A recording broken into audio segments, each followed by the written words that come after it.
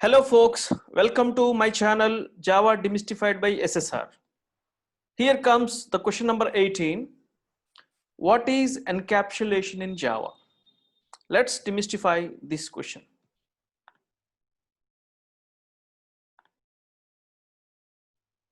Yeah, encapsulation is one of the object-oriented principles. So out of the four major principles, abstraction, encapsulation, inheritance, and polymorphism, encapsulation provides data security. Let's understand encapsulation in detail.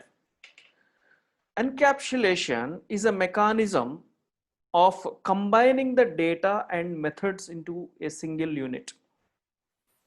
That also can be regarded as wrapping up of data and functions or methods into a single entity. We know we have already understood in our previous discussions, a class contains majorly two parts. The first part is data member part and the second part is a methods part. Now with the concept of encapsulation, the data members and methods are combined together. If you see in detail, what kind of data members we will be having here.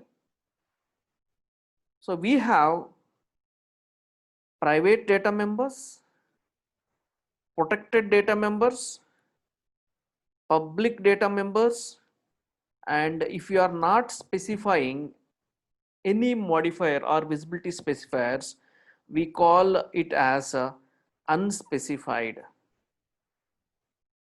Otherwise we can say a default members. The data members that we use in a class can be private members or protected members, public members, and if you are not specifying any of these visibility specifiers, and they're called unspecified. And the other compartment, we will have the methods. Usually the method members will be public. Usually the method members will be public because these methods actually will become interface for other classes to access this particular class data. So that is actually possible with the help of encapsulation.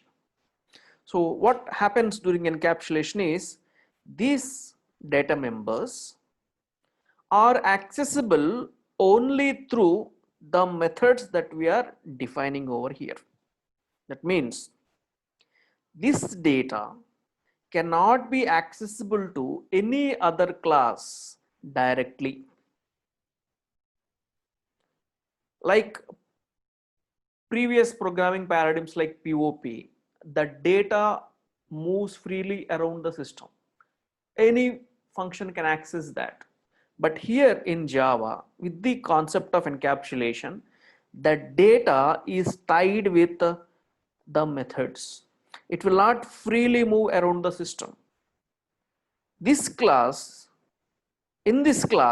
this data is accessible through the methods we write here. It is up to the programmer to decide what data can be made visible to all other classes. So that's why the methods that we write will be public, will be protected, and will be unspecified. Usually public because this is the only way such that the other classes can actually access this particular data. Ultimately, in object-oriented programming, one object has to communicate with other object.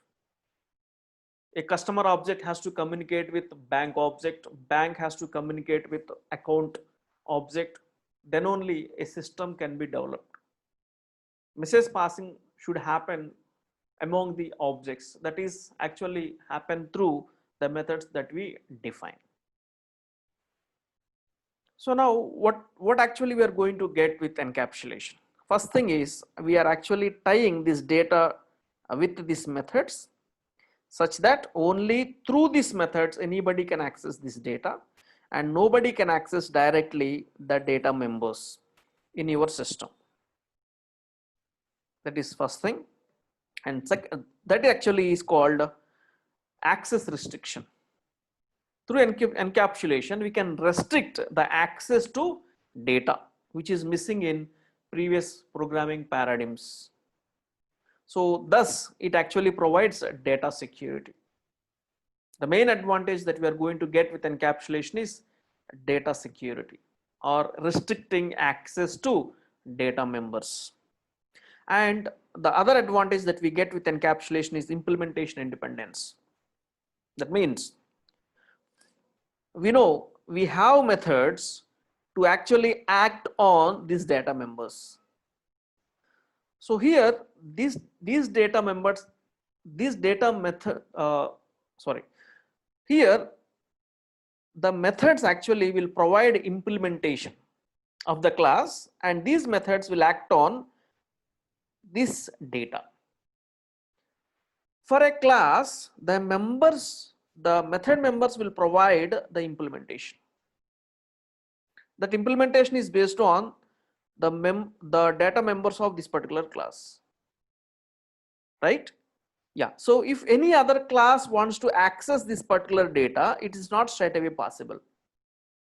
The other class actually has to make use of these methods and can access this data. That means what? Implementation independence. Whatever the implementation that is provided by this class has to be used by the other class if at all it is interested in this data. So others cannot have their own implementation of this data. This data is accessible only through the methods which are defined in this particular class. So this actually is implementation independence. Let us assume this is a customer class. I have the customer data and I have the methods. And here all these methods will access this data. And let us assume there is a bank class, and bank class wants to access this data. Directly it is not possible. Bank class actually has to create an object of this customer class here, and with the help of these methods, which are called on this customer object in bank class, can access actually this data members. That means the implementation which is provided in the customer class remains itself with that customer class, and other classes will not have their own implementation of this data. So that's what implementation independence. So these are the two advantages that we are going to get with encapsulation. Let's now understand the same concept with the help of a program. Yeah, let me clear all these drawings. Yeah, so let me open my Sublime Text. So here I have the customer class, and as we know, customer class or any other class will have the data members. Here I have 5 data members, namely CID, CNAME, balance, city, and bank. And out of 5, 4 are instance members, 1 is static member. And I have 3 methods. One is set customer, check balance, and get customer. So one setter and one getter, and another business method called check balance. And of course, when you compile this particular class, we will have a special method that is supplied by the compiler because we don't have any constructor. So default constructor is going to get supplied, right? Now what happens? What is encapsulation here? Let's see. So these members can be accessible to these methods only. So I have a set customer method which can actually access all these members, and check balance also can access all these members, but it is interested in only balance. And get customer, so displaying the details of the customer, also can access all these data members. So the methods of this class can actually access all these members even if they are private. Okay, so let me briefly tell you about these visibility specifiers: private, protected, unspecified. For example, here string city I am saying, right? the visibility modifier here is unspecified. Okay, we have 4 visibility modifiers in Java: private, protected, public, and unspecified, which is also called a default specifier. If you are not specifying anything, default specifier. Let's now understand what is private. If any data member is made, any member made private, so that is accessible only within this particular class, only within the class. That means all the methods of this class can access private members. And any member is made protected. These members can be accessible within the class, and they are accessible in their child classes. If customer has any child class, this protect member is accessible over there. And protected members can be accessible within the package as well in Java. So that is the difference from C++ to Java. Java has package concept, and protected members can be accessible within the package. That in the sense, let assume there is a other class called some test. The test class can access this protected member even though that class is not a child of this customer, because both customer and test class are available in the same package. Okay, as long as you are in the same package, the protected members are accessible. Then unspecified. So unspecified or the default specifier means the default scope is package scope in Java. So this is, for example, here string city. So city is accessible in all classes which are in the same package, Public means public members can be accessible among all classes, whether they are involved in inheritance or whether they are within the package or outside the package, doesn't matter. Public members can be accessible from anywhere. So our main method is public because that has to be called by JVM, so that we have understood already. So these are the 4 visibility specifiers: private, protected, unspecified, and public. Okay, now if you see, so these are the data members and these are the methods. So the methods in a class can actually access all the members even though they are private, protected or however accessible within the package and in their childs, and unspecified are accessible within the package. Public can be accessed anywhere, right? So now the methods are actually accessing, for example, set customer method, setting the values for all these data members. Static member is already set. Check balance actually gets the balance, and get customer method actually prints all these data: CID, CNAME, balance, city, and bank actually. So all these details are getting printed. Okay, so within the class it is possible. Now when you move from this class to some other class, okay, of course now this customer and test, all these classes in the same package. So whenever you are not defining any package here, I'm not defining any package here, right? So I'm not writing any package here. So if you are not defining any package, so you will be by default into a default package, and the default package actually will be our folder current directory. So actually my current directory is my desktop. You can actually see ls. So I'm in desktop and all my classes are here: customer.java, then I have test.java, person.java, student.java. All these are the classes which are available in my current directory, that is desktop. Okay, when you are not writing any package, by default you will be into default package, that is actually your current directory. So here my current directory is desktop, right? So now let's see, actually here this is a class test. My customer class actually is a business class. There is no main method. It is a non-executable class. Okay, let me compile and save it for execution. So yeah, javac customer.java compiled successfully. There is no issue. I can use this customer class. Now I am into test class. So test class wants to actually get the customer details. Okay, so what the test class has to do? Test class wants to get the customer details. So test class wants to call this check balance method, get customer method, even set customer actually. So because test class was interested in getting the customer details. So first of all, one has to set the details through set customer method, and in order to get the check balance, this method has to be called, and to get all the customer details, get cust is required. So test class wants to call actually all these methods. Okay, because test cannot access these data members directly. That's what encapsulation.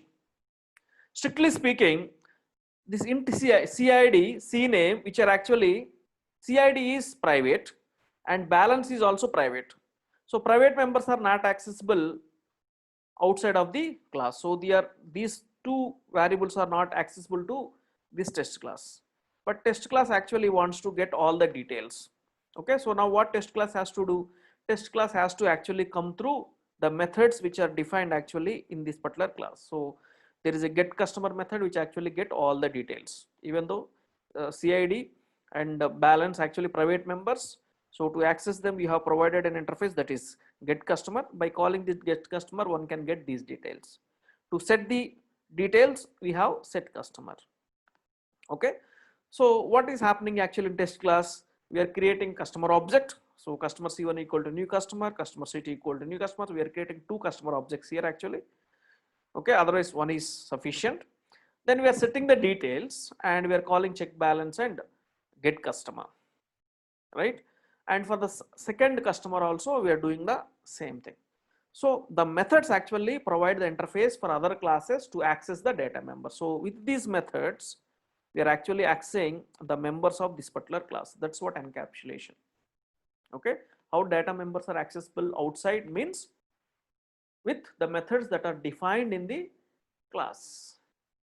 Okay, of course, this bank is public. This can be accessed directly, and protected members and unspecified members also can be accessible as long as they are in the same package. Okay, but if at all you want to try system.out.println of c1.cid where cid is actually private member, that is not possible. Okay, so let me say first this and let me show you how we are actually accessing the members of the customer with the methods which are defined in that particular customer class.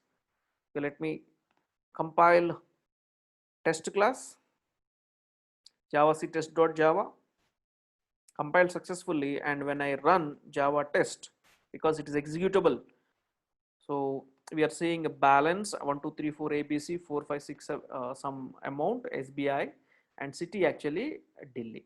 So SBI actually static member we are getting from the class area. For the second actually, so we are setting 2 3 4 5 ABCD, HYD is the city and SBI actually is the bank which is a static member. Okay, so through methods we could able to access the data members of that particular class.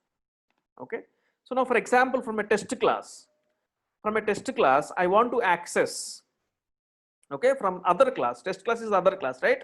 I want to access the data member directly. The data member is CID, I want to access it directly. Is it possible? Is it possible? No. So that's what encapsulation. The data members and methods are tied together.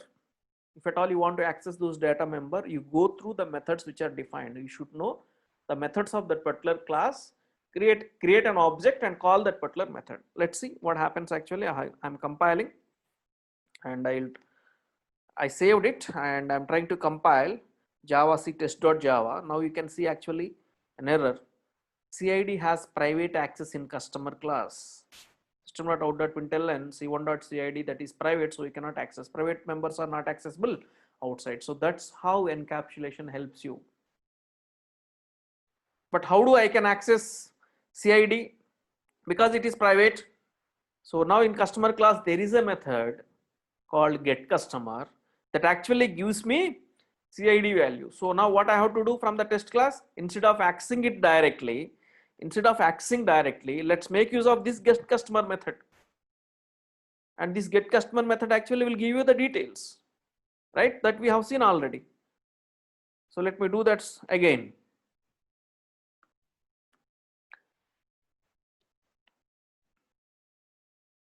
Yeah, let me do that again. So what I'm doing is javac test.java, then actually java test. Yeah, so I am getting actually CIDs I am getting, because now to access CID we have actually the method. So this is what encapsulation. Okay, so encapsulation is wrapping up of data and methods into a single unit, and these methods will actually act as an interface between n number of classes for that particular data. As a developer, one has to design these methods, these implementations in a way that what data actually has to be made available to other classes. That depends upon the developer. And as part of this, we also understood different visibility specifiers: private, protected, unspecified, and public. Public can be accessed from anywhere. Default is a package scope. Within the package, the default members can be accessible. Protected members can be accessible within a package and in the child classes. And private members are accessible within the class itself. But how I can access a private member outside of the class? Then you require a method actually. That method actually provide you the access to that particular private member from other class.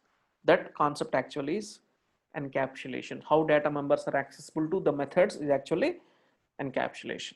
What encapsulation provides finally?